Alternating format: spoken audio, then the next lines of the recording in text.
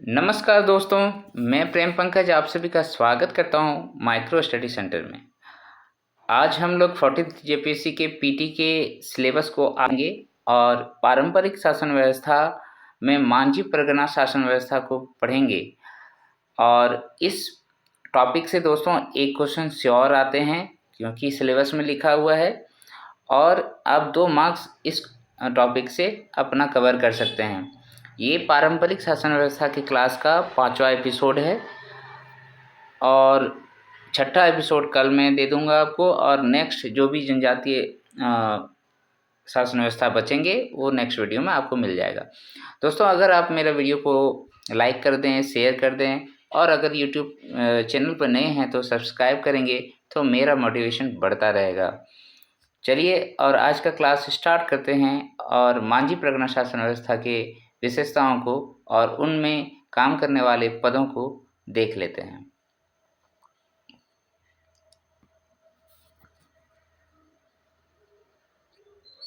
अरे पापा,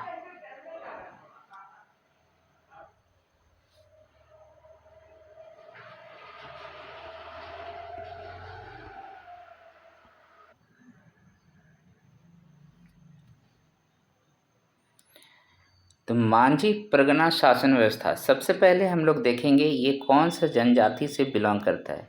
तो मांझी देखिए दोस्तों, बेसिकली हम लोग संथाल परगना में संथालों को कहते हैं, तो ये संथाल जनजाति से बिलोंग करता है।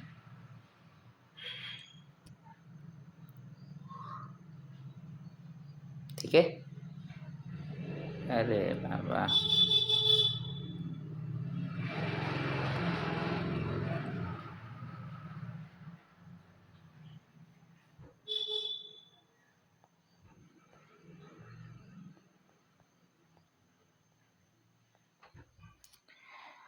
अब यहाँ 2 चीज़ें हैं, एक मांझी लिखा हुआ है, एक परगना लिखा हुआ है।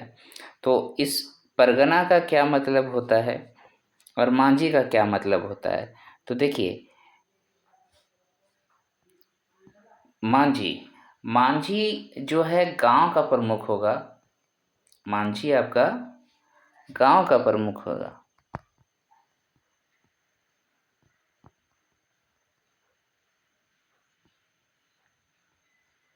और जो परगना है, ये परगना आपका गांव से बड़ा यानी गांव से मिलकर जो बनता है उसको परगना कहते हैं यहाँ पर। और ये परगना का जो प्रमुख होते हैं यहाँ पर होता है प्रगणित।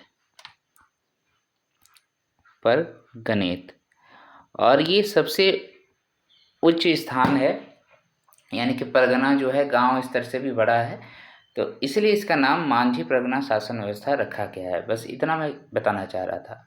ओके, अब इसमें कई सारे और इम्पॉर्टेंट पॉइंट क्या है कि सबसे पहले मांझी परगना शासन व्यवस्था संथाल जनजातियों ने कहाँ से लिया। ये सौरिया पहाड़िया जनजाति जो इनसे भी पुराने हैं झारखंड में, सौरिया पहाड़िया।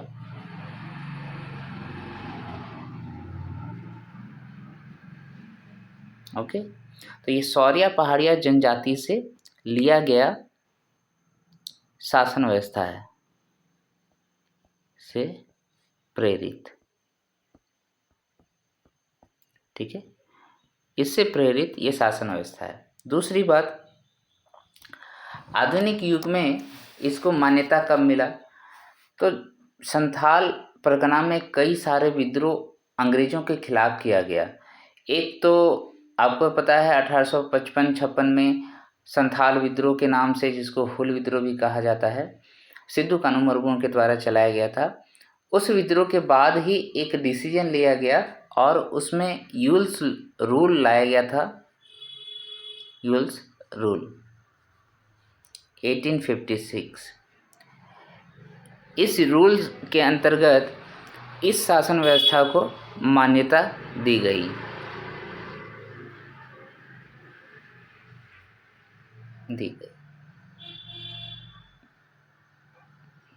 क्लियर होगी? यहाँ बात समझ में आ गया क्या चीज़ है ये? अब आगे हम लोग चलते हैं और इसके सारे जो प्रमुख पद होंगे उनकी जानकारी हमें लेना होता है, क्योंकि वहीं से क्वेश्चन आते हैं। तो मैंने यहाँ बताया कि यहाँ पर 2 स्तर है, एक गांव जहाँ पर मांझी प्रमुख होगा और एक परगना जहाँ परगनित प्रमुख होता है। तो गांव के महत्वपूर्ण पदों में अगर हम लोग पद देखें, पहला पद क्या हो गया, मैं गांव स्तर का बता रहा हूँ, ठीक है, ग्रामीण स्तर का गांव। इसमें पहला पद आपने देखा मांझी होता है। तो मांझी जो पंचायत होती है, पंचायत के प्रधान होते हैं, है ना।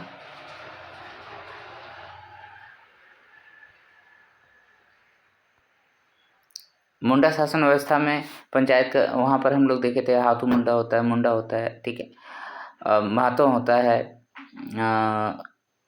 खड़िया वगैरह में। उसके बाद तो उसी तरीके से यहाँ पर मांझी शासन व्यवस्था में मांझी आपका पंचायत के प्रधान हैं। तो इनको क्या क्या अधिकार दिया गया है,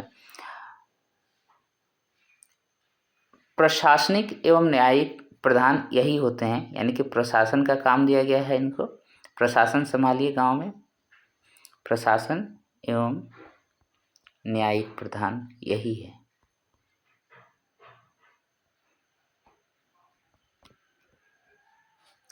देखिए दोस्तों, आप वीडियो मेरा देख रहे हैं, लगातार देख रहे हैं, तो इसको जरूर से जरूर लाइक करते रहिए, सेशन को शेयर करते रहिए ज़्यादा से ज़्यादा लोगों तक, ठीक है। अब ये प्रशासन एवं न्यायिक प्रधान है, यानी कि शासन को चलाने के लिए मुख्य व्यक्ति जो उत्तरदायी व्यक्ति हैं वो मांझी होता है। और भी क्या क्या ये करते हैं, ये जमीन हो गया, ठीक है, अपना प्रॉपर्टी हो गया, जायदाद हो गया, उसके बाद आपसी झगड़े का विवाद हो गया,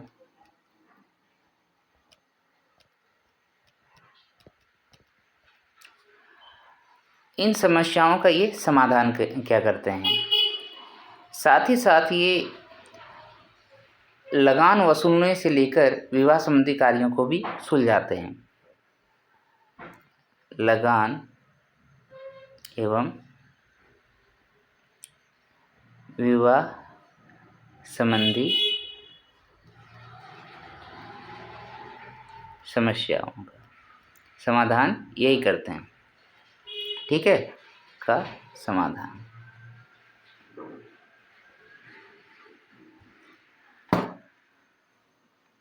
अब यहाँ पर देखिए, कोई भी अधिकारी होता है वो अकेला काम नहीं कर पाता है, तो गांव में इनके भी सहायक थे। उनका सहायक का क्या नाम है, सहायक का नाम है आपका, 2 सहायक यहाँ मैं बताऊंगा। एक पद बता रहा हूँ प्रमाणिक या फिर प्रामाणिक, ठीक है, प्रमाणिक, और इसी पद को हम लोग क्या कहते हैं, प्राणिक। इसका क्या काम है, इसको सबसे पहले याद रखिएगा, आपसे क्वेश्चन पूछा भी गया है, इसलिए ध्यान से रखिएगा कि उपमांझी का जो पद दिया गया है, एक तो मांझी हो गया और एक उपमांझी, तो यही होते हैं उपमांझी, प्रमाणिक या फिर प्राणिक, ठीक है, यही उपमांझी का पद पे आसीन होता है। तो इनका क्या काम है, जब मांझी अनुपस्थित हो, मांझी के अनुपस्थिति में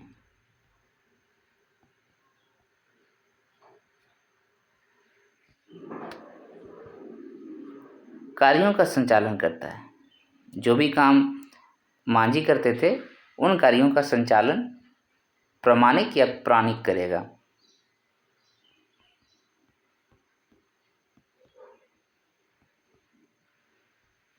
क्लियर हो गया, अनुपस्थिति में। अब दूसरा एक पद मैंने क्या बताया, दूसरा पद आपको बताया गया है यहाँ पर जोग मांझी, जोग मांझी, ठीक है। तो जोग मांझी क्या करता है, प्रशासन संबंधी कार्यों को सुचारू रूप से लागू करने के लिए जोग मांझी को मांझी का सहायक नियुक्त किया गया है, ठीक है। ये विवाह संबंधी मामलों पर विशेष सलाह देता है।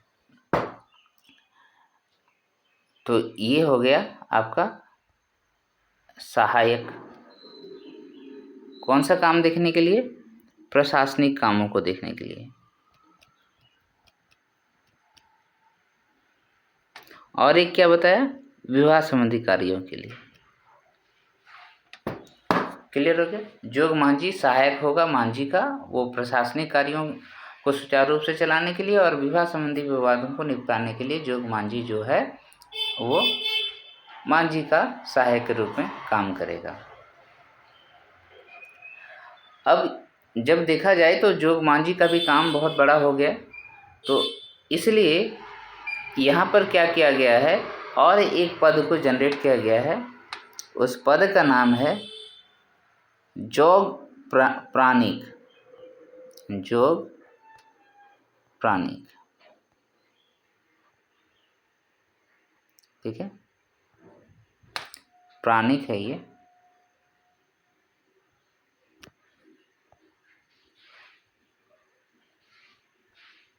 कभी कभी इसमें ठीक से लिखाता नहीं है, कोई बात नहीं।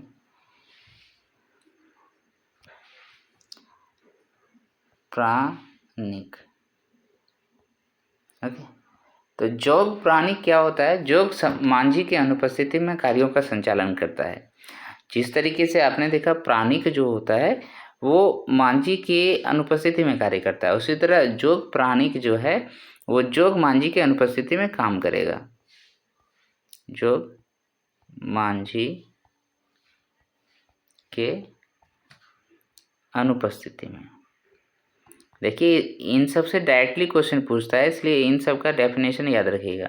अनुपस्थिति में कार्य करता है, करता है। ओके, नेक्स्ट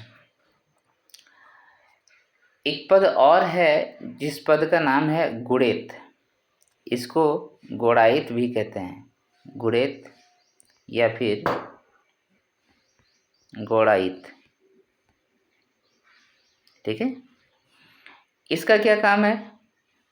ये क्या करेगा?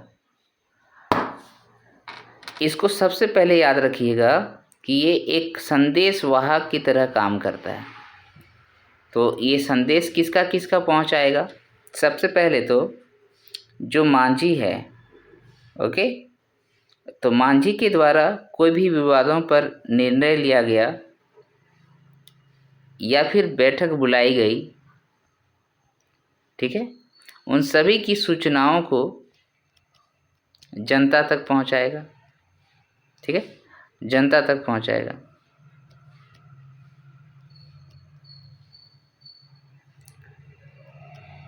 अब यहाँ अब ये बात समझिए, अब कोई विवाद हो रहा है कहीं गांव में, तो उसकी सूचना या फिर कोई भी झगड़ा हो रहा है उसकी सूचना मांझी तक कैसे पहुंचेगा?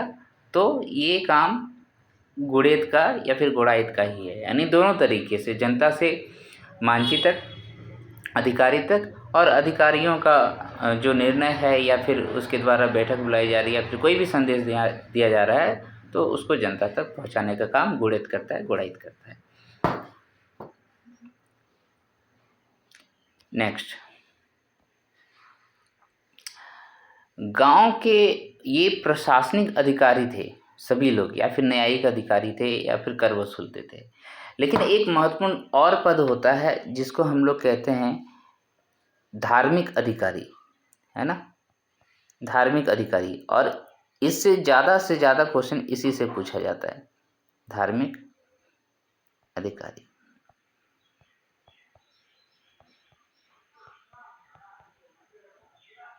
अरे पापा, तो ये धार्मिक अधिकारी में जो पहला पद है वो है नायके। क्या है? नायके। और दूसरा है आपका, उसका नाम दिया है कुड़ाम नायके। कुड़ाम नायके। तो नायके से अगर आप समझना चाहते हैं तो नायके सीधा सीधा बात है, धार्मिक प्रधान व्यक्ति है और ये धार्मिक अपराधों में फैसला लेता है, ठीक है। धार्मिक प्रधान को यहाँ पर नायके कहते हैं। अदर सब में आपने देखा किसी में कालो पाहन था, किसी में पाहन था, यहाँ पर नायके है, धार्मिक प्रधान। किसमें? मांझी परगना शासन व्यवस्था में नायके कहा जाता है धार्मिक प्रधान को। कुड़ाम नायके, तो कुड़ाम नायके इसको आप उप नायके भी कह सकते हैं, लेकिन इसका जो मुख्य काम रहता है वो गांव से बाहर देवी देवताओं का पूजा पाठ करना होता है। ठीक है, गांव से बाहर, ताकि गांव का जो बाउंड्री है वो सुरक्षित रहे। गांव से बाहर देवी देवताओं का पूजा पाठ, मतलब बाउंड्री में ये लोग ऐसे ऐसे पूजा पाठ करते हैं जिससे आक्रमण ना हो, गांव पे कोई विपत्ति ना आए। इन सभी चीज़ों की जानकारी इन सबों के लिए वो पूजा पाठ करते हैं। ठीक है, और विवाह संबंधी कार्य, धर्म संबंधी काम या फिर मंदिरों में पूजा पाठ कौन कराएगा? नायके कराएगा। ये हो गया क्लियर। तो मांझी परगना शासन व्यवस्था में दोनों चीज़ आपने देख लिया, प्रशासनिक, न्यायिक और धार्मिक अधिकारी कौन है। अब कुछ अन्य पदों का भी सृजन किया गया है, उन पदों के बारे में हम लोग जानकारी ले लेते हैं। अन्य पद अगर देखें तो पहला पद यहाँ पर मैं जो देखा वो है लासेर टंगाई। लासेर टंगाई संथालों में ये पद बहुत इम्पोर्टेंट है। इसमें क्या होता है, इसको आप लोग प्रहरी कह सकते हैं, गांव का प्रहरी, यानी कि गांव का रक्षा करने वाला। रात में जैसे प्रहरी दिया जाता है, उसी तरीके से इनका भी काम था। लासेर टंगाई का काम था गांव का प्रहरी के रूप में काम करना, यानी कि बाहरी आक्रमण से सुरक्षा करना,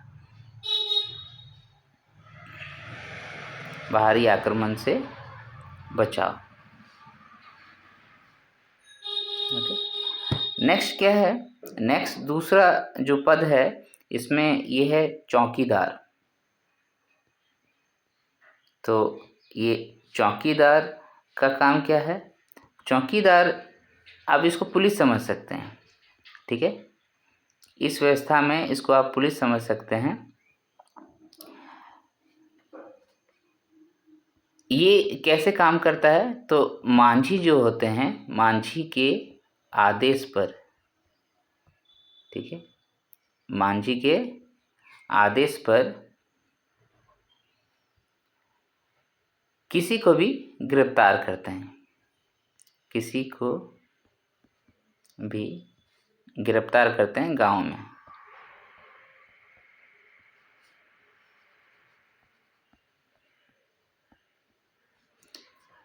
उसके बाद और एक पद है दोस्तों, उसको आप केवल सुन लीजिए। ये पिछला एपिसोड में, पिछला क्लास में भी मैं बताया हूँ, भगदो प्रजा। ये भगदो प्रजा क्या होता है? ये वृद्ध जनों का एक समूह होता है जो मांझी को विभिन्न तरीके के विवादों में अपना सलाह देता है। यानी कि ये सलाहकार होते हैं, गाँव के एक्सपीरियंस आदमी होते हैं। ठीक है, और यही एक ऐसा पोस्ट है, यहाँ पर ये ध्यान देने वाली है बात है कि यही एक ऐसा पोस्ट है जिसमें ज़मीन नहीं दी जाती है। ठीक है, इसमें ज़मीन नहीं दी जाती है। बाद बाकी जो भी पद है, जैसे मांझी हो गया, लासेर टंगाई हो गया, चौकीदार हो गया, नायके हो गया, इन सभी में कुछ न कुछ ज़मीन दिया जाता है उन लोगों को रहने वहने के लिए। ठीक है, नेक्स्ट और दो पद जनरेट किया गया है, उसको आप देखिए। एक है आपका क्या कहा जाता है इसको जी? लॉबीर सेंद्रा। लॉबीर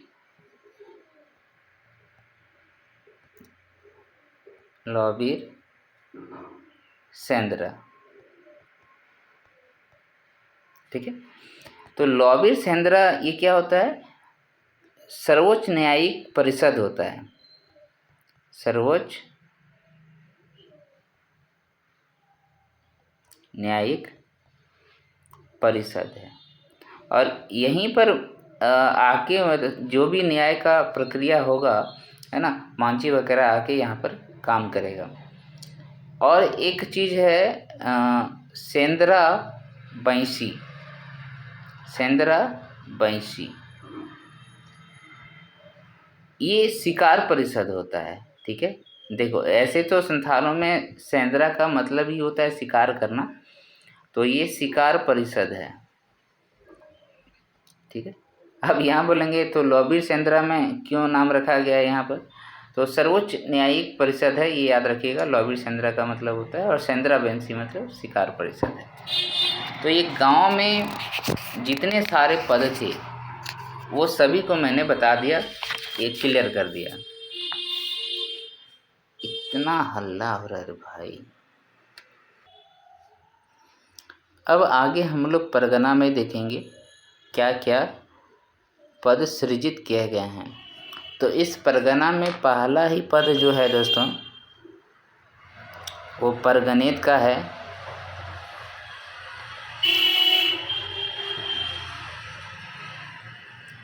ये परगनेत जो है वो परगना का प्रमुख होता है ना। परगनेत जो है परगना का प्रमुख है। इसका क्या काम रहता है, विभिन्न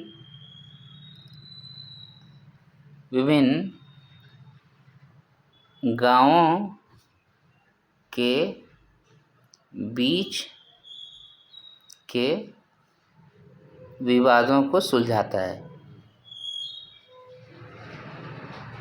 ठीक है,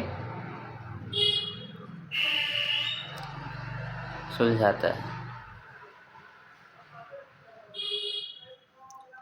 ओके, अब इसका जो सहायक है, इसका सहायक जो है वो होता है आपका देश मांझी, देश मांझी। अब यहाँ थोड़ा सा समझने वाली बात है, ठीक है, उसको समझिएगा। इसको मोड़े मांझी भी कहते हैं।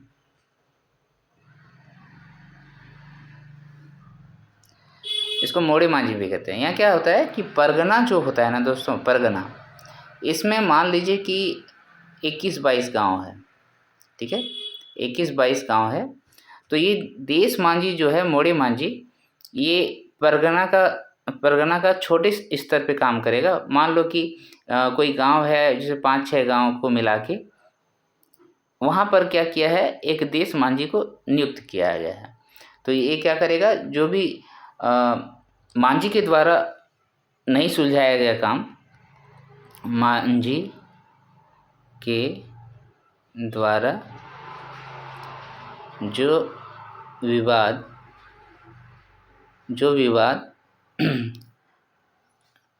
नहीं सुलझता है, ठीक है, नहीं सुलझता है, उन कामों को कौन सुलझाएगा, देश मांझी सुलझाएगा। समझ में आया। तो ये जो परगना है, परगना मतलब क्या हो रहा है, 2-3 भागों में विभक्त हो जा रहा है। इससे क्या होता है, डिसेंट्रलाइजेशन जहाँ पर भी होता है तो काम करना आसान हो जाता है। तो ये जो मांझी परगना शासन व्यवस्था है, पूर्णतः एक तरीके से देखा जाए तो गणतांत्रिक शासन व्यवस्था है, लोकतंत्र की तरह दिखता है। अब एक पद और है इसमें, जिसको हम लोग कहते हैं दिसुम परगना, दिसुम परगना। तो जो आपका परगना है, जहाँ परगनित बैठते हैं, उससे भी ऊपर उच्च अधिकारी है ये, उसके ऊपर बैठता है। ठीक है, उच्च अधिकारी मतलब जो परगनित के द्वारा जो भी विवाद है वो नहीं सुलझा पाया, परगनित के द्वारा अनसुलझे विवादों को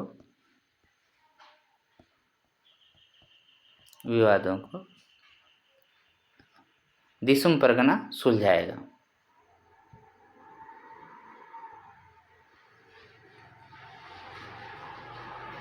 ठीक है, ये बात हो गई परगना के अंदर कौन कौन से पद होते हैं, ये मैंने पूरा बता दिया। अब यहाँ पर देखिए, जितने सारे पद थे वो कुछ ना कुछ काम करता है, लेकिन गांव में जो दंड दिया जाता है ना, उसके भी प्रकार हैं उसको भी यहाँ पर पढ़ना है, दंड के प्रकार। एक होता है दोस्तों करेला दंड, करेला दंड, ऐसा समझ सकते हैं करेला सस्ता होता है। और दूसरा जो है वो है बिटलाहा, बिटलाहा।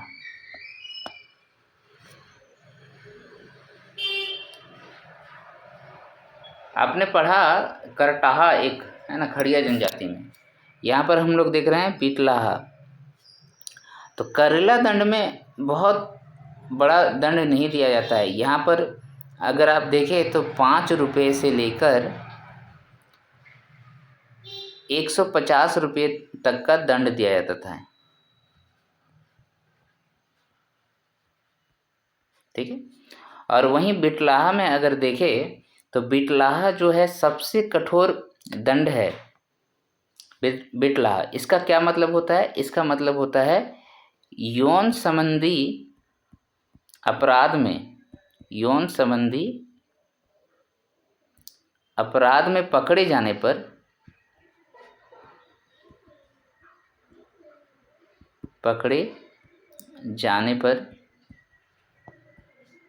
गांव से बहिष्कृत कर दिया जाता है, यानी गांव से बाहर निकाल दिया जाता है। ठीक है, ये होता है बिटलाहा। अब इसका जो सॉल्यूशन है, इसका एक सॉल्यूशन यहाँ पर किया गया है। कहता है कि अगर आपने ये अपराध किया है और साबित हो गया है तो आपका सॉल्यूशन क्या है कि आपको जाति भोज कराना होगा। ये जाति भोज क्या है? उस टाइम का सोचा जाए तो पूरा का पूरा गांव को जो है ना खिलाना पिलाना पड़ता था। और इतना खिलाने पिलाने के लिए आपके पास तो पैसा भी बहुत होना चाहिए। तो जिसके पास पैसा नहीं था वो इसमें फंस जाता था और गांव से उसको बहिष्कृत कर दिया जाता था। और जिसके पास रहता था वो आराम से बच जाता था खिला पिला के। ठीक है, तो ये पूरा बात हो गया आपका मांझी परगना शासन व्यवस्था का। दोस्तों, आप मेरा वीडियो में अभी तक बने हुए हैं तो ज़रूर से ज़रूर मेरा वीडियो को लाइक कर दें, शेयर कर दें सेशन को, और YouTube चैनल पर नए हैं तो आप इस चैनल को सब्सक्राइब कर लीजिए। दोस्तों, माइक्रो स्टडी सेंटर आप सभी का तैयारी जो है बहुत अच्छे से करवा देगा। आपको मैंने बताया था कि पीटी में जो है टोटल 110 क्वेश्चन यानी कि 220 मार्क्स का एग्ज़ाम सिर्फ़ और सिर्फ झारखंड का होता है।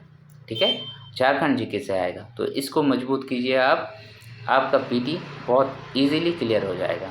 ठीक है, क्योंकि मैंने किया है क्लियर 2 बार, इसलिए मैं बता रहा हूँ। ठीक है दोस्तों, आने वाले वीडियो के लिए आप तैयार रहिए। जय हिंद, जोहार।